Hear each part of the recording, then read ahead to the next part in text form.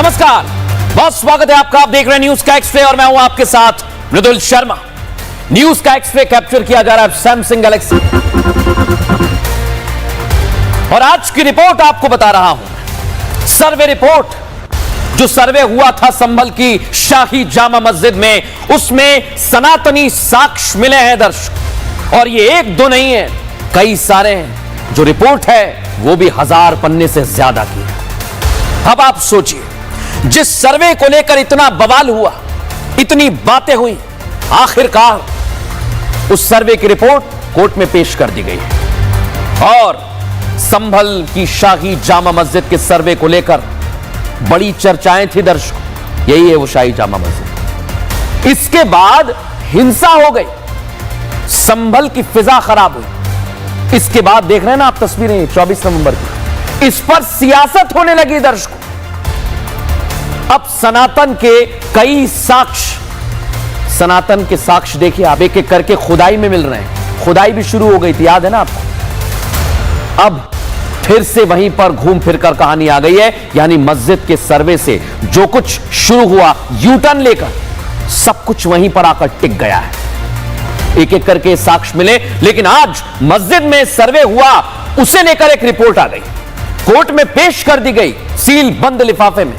शाही जामा मस्जिद के सर्वे को लेकर बहुत बड़ा खुलासा हुआ है दर्शकों। एएसआई की टीम पहुंची थी वहां पर, आपको याद है ना। और एएसआई की टीम ने वह रिपोर्ट आज चंदौसी कोर्ट में पेश कर दी है। और इस रिपोर्ट में 19 और 24 नवंबर को मस्जिद में जो साक्ष्य जुटाए गए, उनका लेखा जोखा है, आपको बताने वाला हूं। बंद लिफाफे में एएसआई की रिपोर्ट कोर्ट में भले ही पेश हो गई, लेकिन हमारे सूत्र हमें बता रहे हैं, वो बता रहे हैं कि मस्जिद, जहां शाही जामा मस्जिद है, उसकी जगह पर हरिहर मंदिर था। ये साक्ष्य कहते हैं। हिंदू पक्ष ने जो दावा किया वो भी इस रिपोर्ट में है दर्शकों। और रिपोर्ट के माध्यम से दावे अब सच होते नजर आ रहे हैं। लेकिन आज आपको बताता हूं दर्शकों, क्यों बार बार उस रिपोर्ट की चर्चा हो रही है, हमारे सूत्र हमें क्या बता रहे हैं। आइए जरा दिखाते हैं। यह मस्जिद जब इस तरह से लेंस के जरिए एक एक चीज करीब से देखी मस्जिद के अंदर की, तो क्या सामने आया आपको बता रहा हूं दर्शकों। 2 वट वृक्ष मिले हैं, सोचिए जरा। और सनातन में यह पूजनीय पेड़ है दर्शकों, जो मस्जिद के अंदर से मिला। हमारे सूत्र हमें यह भी बताते हैं कि मस्जिद के अंदर से कुआं भी मिला है। और हरिहर मंदिर में कुआं होता है, यह हमें मैप बताता है। हर मंदिर में कुएं होते हैं, बावड़ियां होती हैं। लेकिन कुछ और सबूत आए, दिखाता हूं मैं आपको अगला सबूत। यह आप देखिए, 50 से ज्यादा फूल के निशान, ऐसी ही कलाकृतियां बनी हुई हैं। यह हम आपको बता रहे हैं, कुछ ऐसा ही हो सकता है दर्शकों अंदर, क्योंकि देवी देवताओं को अर्पित किया जाता है, इसलिए मंदिरों में होता है, हिंदू पक्ष दावा करता है। लेकिन सूत्र एक और बड़ी बात मस्जिद के अंदर होने का दावा करते हैं। वो दावा क्या है, दिखाता हूं आपको। गुंबद का हिस्सा प्लेन किया गया है, ऐसा कहा जा रहा है। अब आप सोचिए, जब सूत्र ये दावा करते हैं क्योंकि मंदिर में शिखर होता है, तो प्लेन क्यों किया गया है? ये सवाल खड़े हो रहे हैं दर्शकों उस सील बंद लिफाफे में आई रिपोर्ट के बाद। लेकिन सूत्रों से जो यह खुलासा हुआ है, उस पर भी सवाल उठ रहे हैं और सवालों के जवाब भी मिल रहे हैं इस रिपोर्ट में।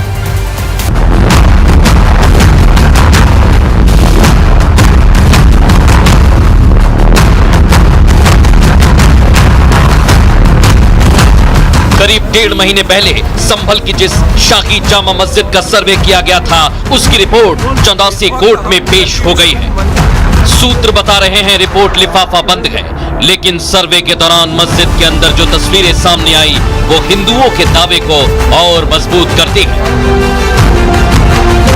दावा किया जा रहा है कि मस्जिद में फूल की आकृति दिखी है, घंटी की आकृति भी दिखाई दी है। इतना ही नहीं, तोरण द्वार भी साफ दिखाई देते हैं। सर्वे के दौरान जो आकृति या चिन्ह सामने आए, वो सारे सनातन धर्म के प्रतीक हैं, ये सूत्र दावा करते हैं। सूत्रों के मुताबिक एएसआई रिपोर्ट से ये पता चला है कि जिन 2 दिनों के अंदर एएसआई की टीम ने मस्जिद में जाके सर्वे किया था, उस दौरान 4.5 घंटे की वीडियोग्राफी की गई। इसके अलावा मस्जिद के अंदर 1200 फोटो भी लिए गए। ये भी पता चला कि मस्जिद में एक कुआं है जिसका आधा हिस्सा मस्जिद के बाहर है जो कि ढका हुआ है और कुएं का आधा हिस्सा मस्जिद के अंदर है। शाही जामा मस्जिद जिसे लेकर पूरा विवाद है, मुस्लिम पक्ष जिसे मस्जिद बता रहा है, हिंदू पक्ष कल की मंदिर होने का दावा कर रहा है और अब सर्वे रिपोर्ट में जो सनातन के सबूत होने का दावा सूत्र कर रहे हैं, उससे लगता है कि जल्द ही हिंदू पक्ष की एक और जीत हो सकती है।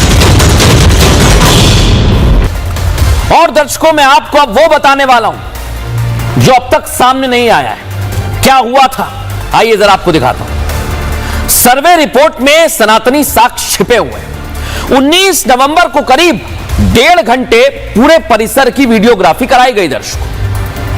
24 नवंबर को करीब 3 घंटे, आपको याद है ना, वीडियोग्राफी हुई थी वहां पर। सर्वे रिपोर्ट में करीब 4.5 घंटे की वीडियोग्राफी पेश कर दी गई है और हमें जो जानकारी मिली है 1200, जैसा मैंने कहा था, 1000 पन्ने से ज्यादा है। फोटोज हैं, ये एक फोटो खींचा गया है। मस्जिद में मंदिर होने के प्रमाण मिले, हमारे सूत्र बताते हैं। पुराने निर्माण को बदला गया है, इसके भी सबूत मिलते हैं। नए कंस्ट्रक्शन के सबूत सर्वे टीम को मस्जिद के अंदर से मिले हैं। मस्जिद में बड़े गुंबद पर झूमर का तार बंधा हुआ है, चेन भी दिखाई देती है वहां पर। लोग कह रहे हैं वहां घंटी भी हो सकती है। वैसी चेन का इस्तेमाल मंदिर में घंटी टांगने के लिए किया जाता है, घंटे टांगने के लिए। सोचिए दर्शकों, और ये दावा जैसे जैसे हिंदू पक्ष सुन रहा है, वो कह रहा है हम तो पहले से कह रहे थे। अब इधर हिंदुओं का झंडा बुलंद करने वाले, सनातन का झंडा बुलंद करने वाले बाबा बागेश्वर भी संभल में जो एक सबूत मिल रहा है, साक्ष्य मिल रहा है, उसे लेकर अपनी आवाज बुलंद कर रहे हैं और उन्हें विश्वास है कि आगे भी संभल की खुदाई में सनातन के सबूत और साक्ष्य मिलेंगे और संभल में शाही जामा मस्जिद से लेकर 68 तीर्थ और 19 कूपों का सच बहुत जल्द दुनिया के सामने आएगा। सबसे पहले आपको सुनवाता हूं बाबा बागेश्वर क्या कह रहे हैं। सदियों से बंद पड़े हनुमान मंदिर और शिव मंदिर को खोज निकाला, खुदाई हुई और खुदाई होने के बाद में वो निकले हैं। जहां जहां रह गए वहां निकलेंगे। ये सनातन का युग है, स्वर्णिम युग है।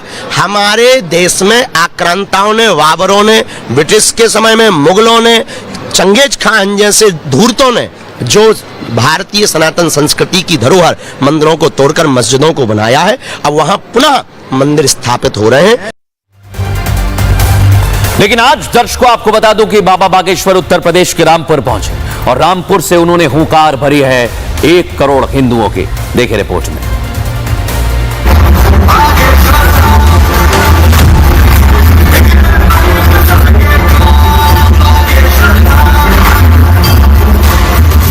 बाबा बागेश्वर ने जो हिंदुओं को जगाने और एक करने का बीड़ा उठाया, उसी के तहत पंडित धीरेन्द्र कृष्ण शास्त्री रामपुर पहुंचे। 3 दिनों तक रामपुर में ही सनातन का पताका लहराएंगे, पर्चा बनाएंगे और ठठरी भी बांधेंगे। एक तरफ बाबा हिंदू राष्ट्र की आवाज बुलंद कर रहे हैं, तो दूसरी तरफ कह रहे हैं कि अब 1 करोड़ कट्टर हिंदुओं की जरूरत है ताकि देश को हिंदू राष्ट्र की तरफ ले जाया जा सके। भारत को अगर आईकॉन बनना है तो उसके पहले एआई के बाद एचआई की जरूरत है। हिंदू एक हो, हिंदू औद्योगिक जगत में हो और हिंदू पढ़ा लिखा हो, ताकि वो विदेशों में भी जाकर अपनी सनातन संस्कृति का पताका लहरा सके। देश में 100 करोड़ हिंदू रहते हैं। 100 करोड़ हिंदुओं में अब 1 करोड़ कट्टर हिंदुओं की आवश्यकता है। रामपुर पहुंचे बाबा बागेश्वर का सनातनी जयकारों के साथ स्वागत। तो बाबा ने साफ कह दिया कि अब हिंदुओं को घर से निकलना होगा, नहीं तो जो नरसंहार कश्मीर में हुआ था कहीं वो फिर से हो ना जाए। और हिंदुओं, हम तो घर से बाहर निकल गए हैं, तुम कब निकलोगे? अगर तुम अभी भी घर से बाहर नहीं निकले बेटा, तो कश्मीर में जैसे हिंदू घर से बाहर, प्रदेश से बाहर निकल गए, तुम देश से बाहर निकलोगे। अच्छा, 65 से ज्यादा देश मुसलमानों के हैं, 95 से ज्यादा देश ईसाइयों के हैं, और तुम्हारा एक भी नहीं है। और एक भारत बचा भी, वो भी खतरे में है। हिंदू राष्ट्र और सनातन की बात करने के साथ ही उन्होंने साफ कह दिया कि वो किसी मजहब के खिलाफ नहीं है, बल्कि उनका उद्देश्य सिर्फ और सिर्फ सनातन को आगे ले जाने का है। बाबा बागेश्वर सनातन को आगे ले जा रहे हैं दर्शकों। वो लगातार हुंकार भर रहे हैं और संभल में सबूत मिल रहे हैं। लेकिन आज एक और बड़ी खबर आई है दर्शकों, जो घुसपैठिए भारत में है उन्हें गेट आउट करने की तैयारी है, उन्हें बाहर भगाने की तैयारी है, उन्हें डिपोर्ट करने की तैयारी है दर्शकों। और ये पूरे भारत में हो रहा है दर्शकों। इसकी एक्स-रे रिपोर्ट आज आपके सामने रखने वाला हूं। दर्शकों, नए साल में हम सब प्रवेश कर चुके हैं। जनवरी की पहली तारीख बीत चुकी है, 2 तारीख का भी सूर्यास्त हो गया है। दिन बहुत तेजी से गुजर रहे हैं। कभी भी दिल्ली में चुनाव की तारीखों का ऐलान भी हो जाएगा और जैसे जैसे चुनाव तारीख नजदीक आएगी उससे पहले राजधानी दिल्ली में घुसपैठियों का मुद्दा कड़कड़ाती ठंड में गरमा रहा है। और भारत में अवैध रूप से घुसपैठ करके जितने भी ये रोहिंग्या और बांग्लादेशी रह रहे हैं उन्हें अब बाहर निकालने का पूरा प्लान तैयार हो चुका है दर्शकों। और इन घुसपैठियों में बार बार कह रहा हूं मैं, सबसे ज्यादा तादाद है बांग्लादेशी और रोहिंग्याओं, और दूसरे नंबर पर अफ्रीकी भी आते हैं। लेकिन ऐसे घुसपैठियों पर ये देखिए आप, स्ट्राइक जारी है, लगातार स्ट्राइक हो रही है दर्शकों, और एक एक करके इनके खिलाफ एक्शन लिया जा रहा है। लेकिन आज आपको बताता हूं दर्शकों कि कहां कहां पर कैसे कैसे स्ट्राइक की जा रही है, जिसमें एक तरफ दिल्ली है, दूसरी तरफ महाराष्ट्र है। दिल्ली में आप देख रहे हैं ना कैसे इन्हें पकड़ा जा रहा है, कैसे इन्हें भगाया जा रहा है, और वैसा ही महाराष्ट्र में हो रहा है दर्शकों। लेकिन मैं आपसे क्यों कह रहा हूं कि एक के बाद एक अभी तक हम कार्रवाई देखते आए हैं, क्योंकि घुसपैठियों पर स्ट्राइक हो रही है दर्शकों, और यह शुरू हो चुकी है। लेकिन अब सवाल यहां पर यह कि आखिर ये कैसे भारत में अवैध रूप से घुस गए, सोचिए जरा। और किसी को कानो कान खबर नहीं हुई आखिर कौन है वो लोग जो इनकी मदद करते हैं, कौन से हैं वो रास्ते जहां से ये लोग आते हैं, जहां से बांग्लादेशी और रोहिंग्या घुसपैठ करते हैं। आज आपको बताता हूं दर्शकों कौन कौन से वो रास्ते हैं, कैसे कैसे वो रास्ते हैं, और लगातार इसको लेकर दर्शकों एक्शन लिया जा रहा है। लेकिन कहां कहां से आते हैं जरा दिखाता हूं आपको। ये आप देखिए, ये बांग्लादेश का मैप है जो आपको लाल रंग से दिखाई दे रहा है, और इसके आसपास हैं भारत के वो राज्य जो बांग्लादेश की सीमा से जुड़ते हैं, जिसमें असम है, मेघालय है, पश्चिम बंगाल है, त्रिपुरा है, मिजोरम है। और दर्शकों, बांग्लादेशी इन्हीं रास्तों से भारत में दाखिल होते हैं, लेकिन अवैध रूप से। अब ये अवैध रूप से आते हैं दर्शकों, और अब इन्हें चिन्हित किया जा रहा है और इन पर कार्रवाई भी हो रही है। जो मैंने आपको बताया ये वही बॉर्डर है जो बांग्लादेश की सीमा से लगती है, और बांग्लादेशी किसी भी तरह भारत में घुसपैठ करना चाहते हैं। बस बाउंड्री लांघ कर कहीं अंदर से, कहीं फर्जी वोटर आधार कार्ड बनवाकर आपके आसपास आ जाते हैं। ये लोग अपनी असल पहचान छिपाते हैं। ऐसे घुसपैठियों का मुद्दा बीजेपी की तरफ से उठाया गया है, जिस पर अब दिल्ली चुनाव में अरविंद केजरीवाल सरकार बीजेपी लगातार घेर रही है। लेकिन अब घुसपैठियों के खिलाफ ताबड़तोड़ एक्शन लिया जा रहा है दर्शकों। तस्वीर आपको दिखा रहा हूं, इन बांग्लादेशी घुसपैठियों को डिपोर्ट किया जा रहा है, यानी गेट आउट, आसान भाषा में समझिए, बाहर किया जा रहा है। इसकी प्रक्रिया शुरू हो गई है और कुल 33 बांग्लादेशियों को डिपोर्ट किया जा चुका है। लेकिन आप सोचिए दर्शकों, ये तो बस शुरुआत है। ये कैसे एक्शन हो रहा है, रिपोर्ट दिखाता हूं।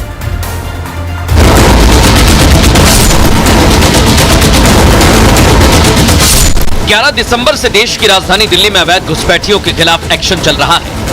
दिल्ली और आसपास के इलाकों में घुसपैठियों के खिलाफ हो रहे एक्शन का अंदाजा इसी बात से लगाया जा सकता है कि पहचान कर उन्हें डिपोर्ट किया जा रहा है। मोहल्ला मोहल्ला, बस्ती बस्ती, घर घर, हर शख्स का इतिहास भूगोल खंगाला जा रहा है ताकि घुसपैठियों की पहचान की जा सके और चुन चुन कर उनके खिलाफ सख्त एक्शन लिया जा सके। लगातार एक्शन का ही नतीजा है कि अब तक 33 बांग्लादेशी घुसपैठियों को डिपोर्ट कर दिया है।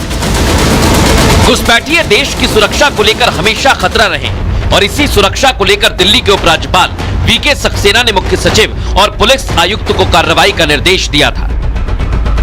दिल्ली में चुनाव होने वाले हैं, ऐसे में अवैध रूप से रह रहे घुसपैठियों की पहचान की जा रही है। अब तक जो छिपकर भारत में अपना ठिकाना बनाए हुए थे उनकी अब खैर नहीं है, क्योंकि Delhi police full action mode में काम कर रही है। एक्शन मोड में काम तो हो रहा है दर्शकों, और दिल्ली विधानसभा चुनाव से पहले बता रहा हूं आपको, बीजेपी और आम आदमी पार्टी दोनों के बीच में बांग्लादेशी और रोहिंग्या शरणार्थियों पर बहस चल रही है, क्योंकि अवैध रूप से आए। बीजेपी कह रही है घुसपैठियों के मुद्दे पर आम आदमी पार्टी घिर चुकी है और बीजेपी बार बार इसी मुद्दे पर घेर रही है। बीजेपी ने अवैध बांग्लादेशियों को देश की सुरक्षा के लिए खतरा बताती है और इन घुसपैठियों के जरिए आम आदमी पार्टी पर वोट बटोरने की राजनीति का आरोप भी लगाती है। अब बीजेपी का कहना है कि आम आदमी पार्टी सरकार ने रोहिंग्या और अवैध बांग्लादेशी प्रवासियों को राजधानी में बसा दिया, बढ़ावा दे दिया। हालांकि दिल्ली में कितने रोहिंग्या शरणार्थी या अवैध बांग्लादेशी प्रवासी हैं, इसका कोई आधिकारिक आंकड़ा मौजूद नहीं है दर्शकों।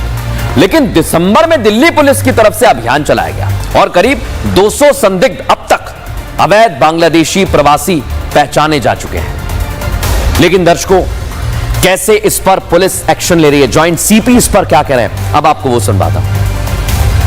हमने इलीगल इमिग्रेंट बांग्लादेशी जो आते हैं उसका बड़ा पर्दाफाश किया और इसके रैकेट में हमने हर पहलू सबका पूरे जांच में समावेश किया गया और हर पहलू पर हमने काम कर कुछ अरेस्ट भी किए हैं। लगातार इनके खिलाफ कार्रवाई चल रही है और इस कार्रवाई के बीच दिल्ली पुलिस ने एक रैकेट का पर्दाफाश किया दर्शकों, जो बांग्लादेशियों को अवैध तरीके से भारत लाता है, फिर उनके फर्जी दस्तावेज बना देता है, उन्हें यहां रहने में मदद करता है और दिल्ली पुलिस के मुताबिक यह सिंडिकेट बांग्लादेशियों को डंकी रूट के जरिए भारत में एंट्री दिलाता था। यानी बॉर्डर पर फेंसिंग के नीचे से निकलकर ये बांग्लादेशी गुपचुप तरह से भारत में घुस जाते और फिर वहां से उन्हें देश के अलग अलग कोनों में बसा दिया जाता, अलग अलग रूट से दिल्ली तक आ जाते हैं। वो मॉड्यूल क्या है दर्शकों, आज वो आपको बताने वाला हूं। लेकिन उससे पहले आपको यह समझाता हूं कि इस रैकेट को आखिर ऑपरेट कैसे किया जाता है। घुसपैठी रैकेट का पर्दाफाश हो चुका है। इस रैकेट को 5 लोग ऑपरेट कर रहे थे दर्शकों। अनीश शेख इस रैकेट का किंगपिन है। अनीश 15 साल पहले खुद भारत आया था और इसी ने बांग्लादेश की तरफ भी एजेंट रखे। अनीश खुद यहां अपनी पत्नी के साथ बांग्लादेशियों को रहने के लिए उनके डॉक्यूमेंट बनवाता, मदद करता। अनीश के साथ उसका एक साथी भी था, अमीनुर इस्लाम, जो भारत में लोगों के रहने के ठिकाने तक उनको पहुंचाता था। लेकिन दर्शकों, अब मैं ये जितने भी नाम आपको बताएं, इनका चेहरा बेनकाब करने वाला हूं। कैसे ये लोग भारत में आ गए थे, डंकी रूट का प्लान क्या है दर्शकों, दिखाता हूं आपको। यह है अनीश शेख, जो किंगपिन है, यानी ये मास्टरमाइंड है। और अनीमुर इस्लाम आप देख रहे हैं, इसके पास था ये यात्रियों की घुसपैठ, जो घुसपैठ करके आते थे उनका जिम्मा इसके पास था। और इनकी एक साथी जो अनीस की पत्नी है दर्शकों, सपना जिसका नाम है, ये घुसपैठियों के लिए इंतजाम करती थी बाप। और इसका एक और साथी आशीष मेहरा, ये फर्जी दस्तावेज बनाता था, सबसे बड़ा कल्प्रिट यही है। और मनमोहन एक शख्स और है जो जाली कागजात बनवाने में इनकी मदद करता। यानी आपके पास आ जाएंगे, आसपास रहने लगेंगे, लेकिन आपको पता भी नहीं चलेगा दर्शकों। डंकी रूट और घुसपैठियों का प्लान, इनके चेहरे तो आपने देख लिया। लेकिन दर्शकों, अब ये लोग किस रूट से घुसपैठ करते थे वो आपको बताने वाला हूं। और जैसा मैंने शुरू में कहा था कि इनका मॉड्यूल सामने आ गया, ये ध्यान से देखिए ये कैसे काम करते थे, इनके पास क्या क्या जिम्मा था, ये कैसे काम करते थे, पूरा सिंडिकेट आज आपके सामने रख रहा हूं दर्शकों। मॉड्यूल नंबर 1, जिसका मास्टरमाइंड है अनीश शेख, बांग्लादेश के दुर्गापुर से भारत के बाघमारा बॉर्डर से इसने घुसपैठ की और बाघमारा बॉर्डर के जरिए मेघालय में यह घुसपैठ करवाता था। जंगली रास्तों से डंकी रूट से घुसपैठ करवाता था अनीश शेख। अब एक और मास्टरमाइंड है इसका, अनीमुर इस्लाम। इसका काम क्या था, ये मॉड्यूल 2 है। बाघमारा बॉर्डर से जो घुसपैठी आते उन्हें ये मिनी बस में बैठा था, इसके जरिए असम के कृष्णाई तक इन्हें लाया जाता। करीब 150 किलोमीटर का रास्ता ये तय करके आ जाते थे, किसी को कानो कान खबर नहीं होती दर्शकों। सोचिए जरा। अब बात मॉड्यूल 3 की। मॉड्यूल 3 जिसे संभालता था अनीमुर। असम के कृष्णाई से ट्रैक के जरिए ये कोलकाता आ जाते हैं। कहीं ट्रेन, कहीं ट्रक, कहीं बस, अलग अलग इस्तेमाल करते हैं। इनका ट्रैक डिसाइडेड था। घुसपैठियों को बस के जरिए बोंगई गांव लाया जाता है। करीब 75 किलोमीटर का रास्ता तय करके बोंगई आ जाते थे। लेकिन अब वो मॉड्यूल बताने वाला हूं, चौथा मॉड्यूल, जहां से ये दिल्ली आते थे। बोंगई से ट्रेन के जरिए इन्हें दिल्ली लाया जाता और दिल्ली में अनीश फर्जी दस्तावेज बनवाता था, अवैध कागजातों के जरिए दिल्ली में बसाता। और इसकी कमान किसके पास थी? अनीश शेख की पत्नी सपना के पास। अब ये गैंग कितने शातिर तरीके से काम कर रहा था दर्शकों, देखा आपने। एक एक चीज बड़ी प्लानिंग के साथ करते। फर्जी दस्तावेज बनाने के लिए भी इन्होंने अपना जाल फैला रखा था। बांग्लादेशियों की अवैध घुसपैठ कराते थे तो उनके दिल्ली में ठहरने का बंदोबस्त भी करते थे। आप सोचिए जरा, बहुत बड़ा नेक्सस था।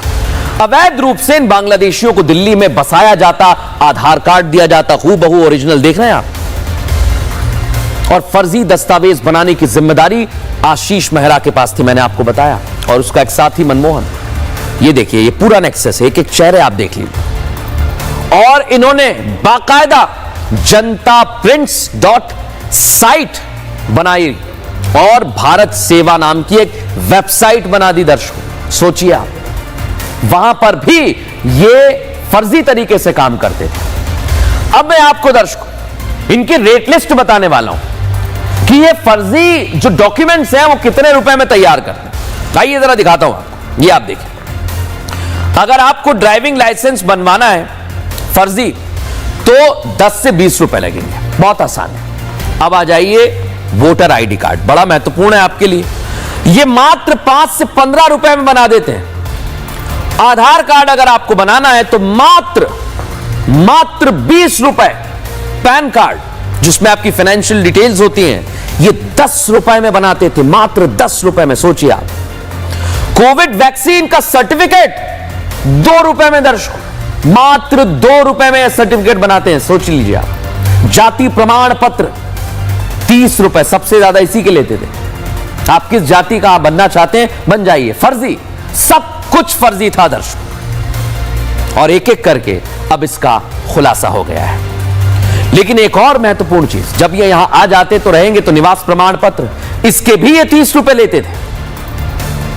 और सबसे बड़ी बात यह दर्शकों कि इन्हें एक एक करके अब पकड़ा जा रहा है। इस पूरे मॉड्यूल का खुलासा हो गया है। कैसे इसका खुलासा किया गया है, कितना बड़ा एक्शन है, इस रिपोर्ट में समझाता हूं।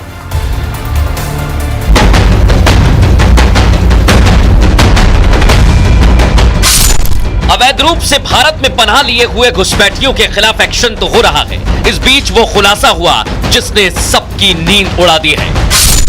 साउथ दिल्ली का वो इलाका जहां एटीएस ने एक ऐसे गैंग का खुलासा किया जो बांग्लादेश से अवैध रूप से घुसपैठ कराने के साथ ही फर्जी दस्तावेज बनाने में मदद कर रहा था। दिल्ली पुलिस ने एक ऐसे रैकेट का पर्दाफाश किया जो बांग्लादेश से लोग भारत आते थे, उनके नकली पहचान पत्र बनाना, यहां तक कि उनको जॉब देने का काम भी वो रैकेट किया करता था। 4 लोगों को गिरफ्तार किया है, जिसमें से 2 की तस्वीरें आप यहां पर देख रहे हैं। बिलाल इसमें से मुख्य जो आरोपी है बताया जा रहा है, साथ ही बिलाल का ही रिश्तेदार अनीश, ये दोनों मास्टरमाइंड बताए जा रहे हैं।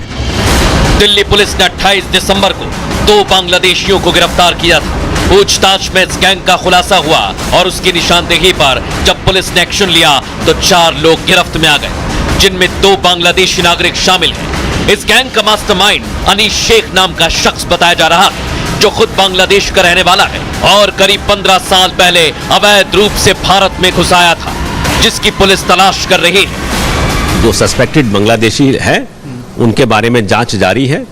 अभी जो मास्टरमाइंड अनीश है वो अभी यहाँ से अब्सकॉन्ड कर रहा है। उसकी लाइकली लोकेशन जो हमें प्राप्त हुई है वो बांग्लादेश में मिल रही है, तो अभी वो अब्सकॉन्ड है। तो हमको और इसके जो सर्च हमने की है, जो सर्च में हमें दूसरे डॉक्यूमेंट्स मिले हैं, उसके आधार पर और इन्वेस्टिगेशन जारी है। पुलिस के मुताबिक दिल्ली में मास्टरमाइंड अनीश 1 साल से इस रैकेट को ऑपरेट कर रहा था। अब पुलिस इस बात की तफ्तीश में जुटी हुई है कि अनीश ने कितने लोगों को घुसपैठ कराई। अभी हमने जो डॉक्यूमेंट प्राप्त हुए, 1 साल का तो हमको मिला है, जिनके डॉक्यूमेंट बने हैं, तो उसी आधार पर हम पिछले और पीछे की तरफ जा रहे हैं ताकि उनसे पूछताछ में और पूरा खुलासा हो सके। इसकी वाइफ और इसके जो अदर साथी हैं जो हमारे पास जो डाटा है, जो हमारे पास इंफॉर्मेशन है, उसके बेसिस पर हमको इसको गिरफ्तार करने की प्रक्रिया जारी है। पुलिस को इस गैंग के तार लोकल कॉन्ट्रैक्टर और कुछ लोकल लोगों से जुड़ते हुए दिखाई दिए हैं, जिनके जरिए बांग्लादेश से घुसपैठियों को भारत में बसाया जा रहा था। इन्हें बसाने की तैयारी थी दर्शकों, लेकिन दिल्ली की तरह महाराष्ट्र में भी अवैध घुसपैठियों के खिलाफ बीजेपी ने मोर्चा खोला और राज्य में लगातार भारत में अवैध रूप से घुसने और वैध दस्तावेज नहीं थे इनके पास, अब उन पर एक्शन भी हो रहा है। घुसपैठियों पर मुंबई पुलिस एक्शन ले रही है। दूसरी तरफ बीजेपी मालेगांव में अवैध बांग्लादेशियों को जन्म प्रमाण पत्र जारी करने के मामले में सवाल उठा रही है दर्शकों। और महाराष्ट्र में भी मिशन अवैध पर काम किया जा रहा है। यह काम कैसे किया जा रहा है, आइए जरा आपको बताता हूं। पूरा एक्शन लिया जा रहा है दर्शकों, और किस तरह की तैयारी है। महाराष्ट्र में एटीएस ने बड़ी कार्रवाई की है दर्शकों। पिछले 3 हफ्ते में अलग अलग इलाकों से 50 गिरफ्तार किए गए। ठाणे में 3 बांग्लादेशी महिलाओं को गिरफ्तार किया गया है। इतना ही नहीं, पिछले 4 दिन में कुल 9 गिरफ्तारियां अब तक हो चुकी हैं, और सभी 9 बांग्लादेशियों के आधार कार्ड बनवाए हुए थे इन लोगों ने। 278 बांग्लादेशी नागरिकों को गिरफ्तार किया गया। 50 के करीब घुसपैठियों को डिपोर्ट कर दिया, भगा दिया। अब तक घुसपैठियों के खिलाफ 195 मामले दर्ज किए गए। लेकिन अब कैसे अलग अलग जगह पर एक्शन लिया जा रहा है, इस रिपोर्ट में दिखाता हूं।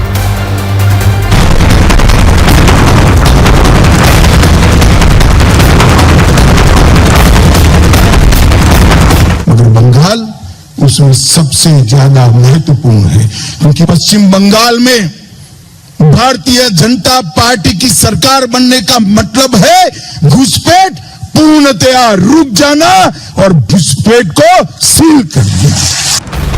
देश के गृह मंत्री अमित शाह घुसपैठियों को लेकर कितने गंभीर हैं, इसका अंदाजा उनके इस बयान से समझा जा सकता है। सरकार बनाने के पीछे का मकसद घुसपैठ पर लगाम लगाना है, क्योंकि बंगाल बॉर्डर से सबसे ज्यादा घुसपैठ होती है और शाह उसी घुसपैठ का एक रास्ता, या यूं कहें कि बॉर्डर क्लोज करना चाहते हैं।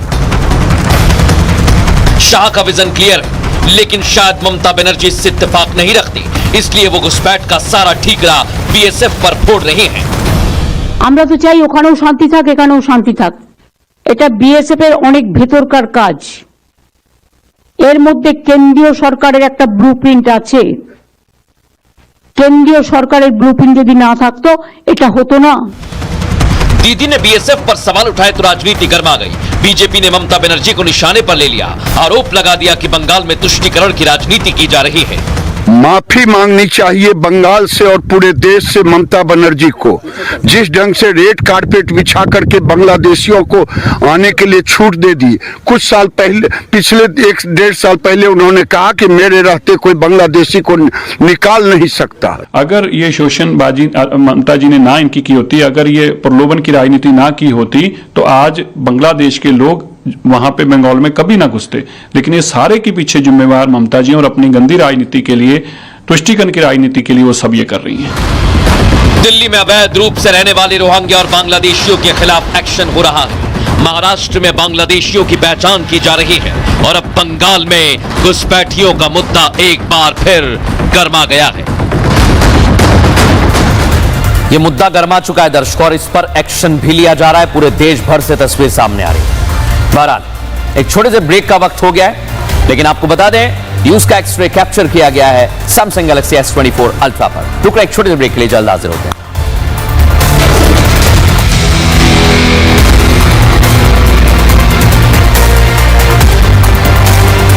दर्द निवारक